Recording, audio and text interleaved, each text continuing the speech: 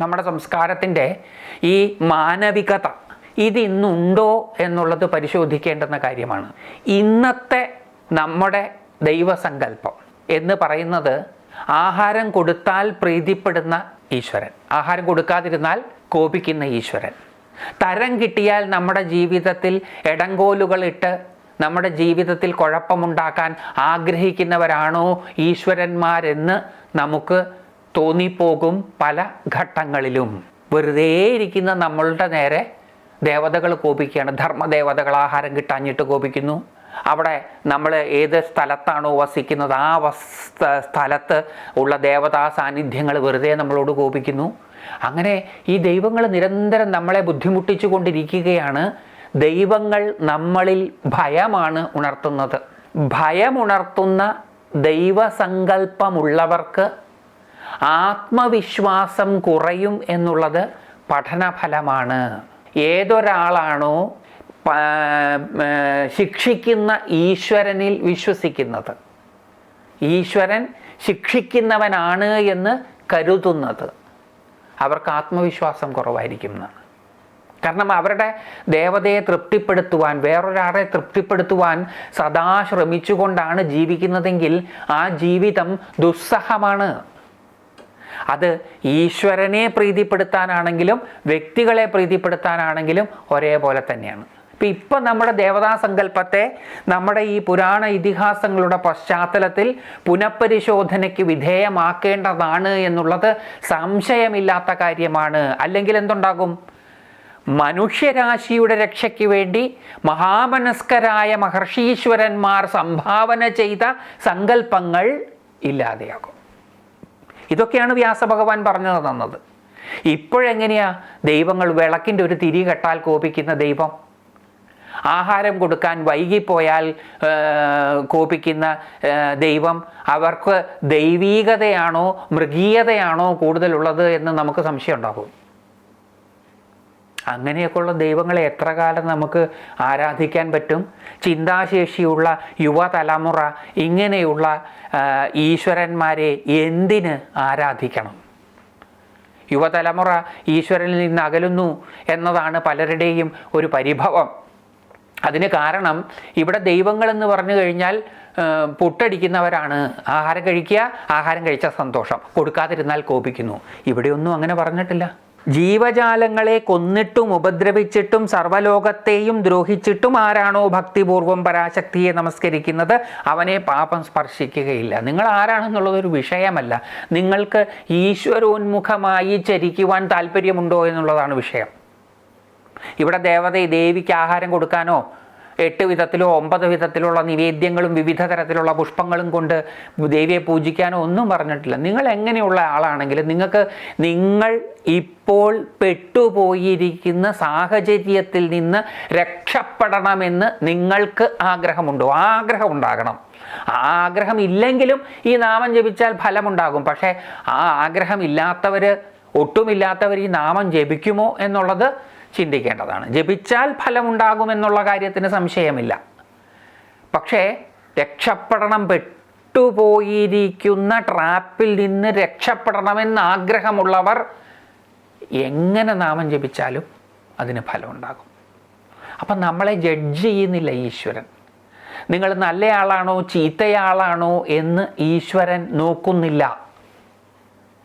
ആ ഈശ്വരൻ നിങ്ങൾ എങ്ങനെയുള്ളയാളാണോ അങ്ങനെ നിങ്ങളെ അംഗീകരിക്കുവാൻ താല്പര്യമുള്ള ആ ഈശ്വരനല്ലേ കാരുണ്യവാൻ.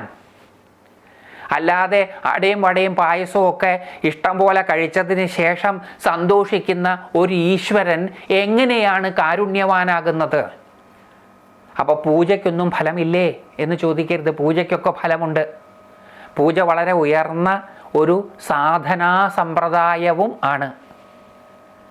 അത് നമുക്ക് വേറൊരവസരത്തിൽ, ഇതിനു മുമ്പ് ഞാൻ പല അവസരങ്ങളിലും അത് പറഞ്ഞിട്ടുള്ളതാണ്. ഇനി വേറൊരവസരത്തിൽ നമുക്ക് അതിനെക്കുറിച്ച് ചിന്തിക്കുകയും ചെയ്യാം. ഇപ്പോൾ അതല്ല നമ്മുടെ വിഷയം. ഇപ്പം നമ്മളുടെ ഈശ്വര സങ്കല്പത്തിന് വന്നിരിക്കുന്ന ഇടിവാണ് നമ്മളിവിടെ ചർച്ച ചെയ്യുന്നത്. അതൊരു വലിയ ഇടിവ് തന്നെയാണ്. എൻ്റെ ഈശ്വരൻ എന്നെ മനസ്സിലാവുകയില്ലെങ്കിൽ പിന്നെ ഞാൻ എന്തിനാണ് ആ ഈശ്വരനെ ആരാധിക്കുന്നത്? പാടുപെട്ട് ഞാൻ ഉണ്ടാക്കുന്നത് കൊടുത്താൽ മാത്രമേ ഈശ്വരൻ സന്തോഷിക്കുകയുള്ളൂ എങ്കിൽ ആ ഈശ്വരനെ ഞാൻ എന്തിനാണ് ആരാധിക്കുന്നത്? എനിക്ക് ഇതൊക്കെ ഉണ്ടാക്കി തരുന്നതിന് എന്നെ സഹായിക്കുകയും അനുഗ്രഹിക്കുകയും ചെയ്യേണ്ടവനല്ലേ ഈശ്വരൻ? അല്ലാതെ ഞാൻ പാടുപെട്ടുണ്ടാക്കുന്നതിൻ്റെ പങ്ക് പറ്റുകയും കൊടുക്കാതിരുന്നാൽ എന്നോട് കോപിക്കുകയും ചെയ്യുന്ന ആളാണ് ഈശ്വരനെങ്കിൽ ആ ഈശ്വരൻ എങ്ങനെയാണ് ആരാധ്യനാവുക? അപ്പോൾ ഈ വക ചോദ്യങ്ങളൊന്നും ചോദിക്കാതെ നമ്മൾ ഈശ്വരനെ ആരാധിക്കുന്നത് ഭൂരിപക്ഷം ആൾക്കാരും പേടിച്ചിട്ടാണ്. ബാക്കിയുള്ളവരോ ഇതിനെപ്പറ്റി ഒന്നും അറിയാഞ്ഞിട്ട്.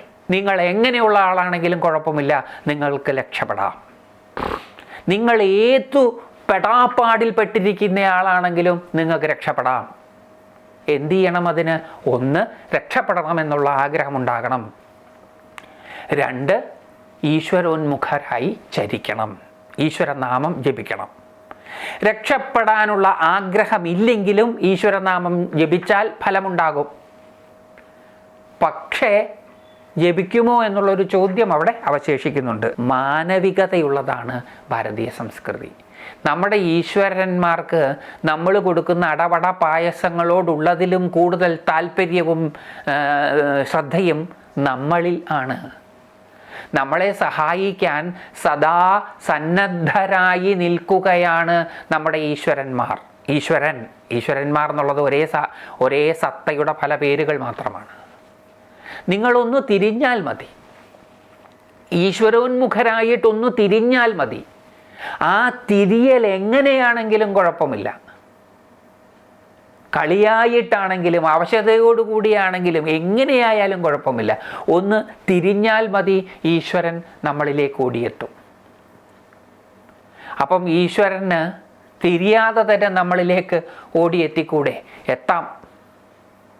പക്ഷേ നമ്മളെ മാനിക്കുന്നു ഈശ്വരൻ എന്നുള്ളത് കൊണ്ട് നമ്മളായി തീർന്നതും ഈശ്വരൻ തന്നെയാണ് എന്നുള്ളത് കൊണ്ട് ഞാനും നിങ്ങളുമൊക്കെ നമ്മുടെ വ്യക്തിത്വങ്ങളായിട്ട് അഭിമാനിക്കുന്നത് ഈശ്വരനാണ് എന്നുള്ളത് കൊണ്ട് ഈശ്വരൻ ഒരു സ്വാതന്ത്ര്യം തരും. അതുകൊണ്ടാണ് ഈശ്വരന് നമ്മുടെ അനുവാദമൊന്നുമില്ലാതെയും ഇതിൽ പ്രവർത്തിക്കാം, പക്ഷെ ഒരു സ്വാതന്ത്ര്യം ഈശ്വരൻ തരും. അത് ഈ നാടകത്തിൻ്റെ ഭാഗമാണ്, ഭഗവാന്റെ ക്രീഡയുടെ ഭാഗവും കൂടിയാണ് അത്. വളരെ ഉയർന്ന തലത്തിൽ ഉള്ള ഒരു കാര്യമാണ്.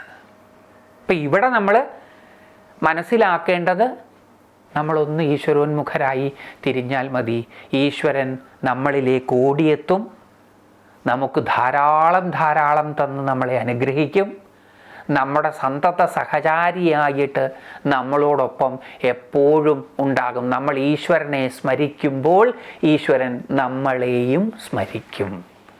ഈശ്വര സ്മരണയിൽ നമ്മൾ ഉൾപ്പെടാൻ നമ്മൾ എന്താ ചെയ്യുക? നമ്മൾ ഈശ്വരനെ സ്മരിച്ചാൽ മതി. ഈശ്വരൻ്റെ സ്മരണയ്ക്കകത്ത് നമ്മളെ ഉൾപ്പെട്ടാലോ മംഗളമല്ലാതെ മറ്റൊന്നും സംഭവിക്കില്ല. അമംഗളമായതുപോലും മംഗളമായി തീരും.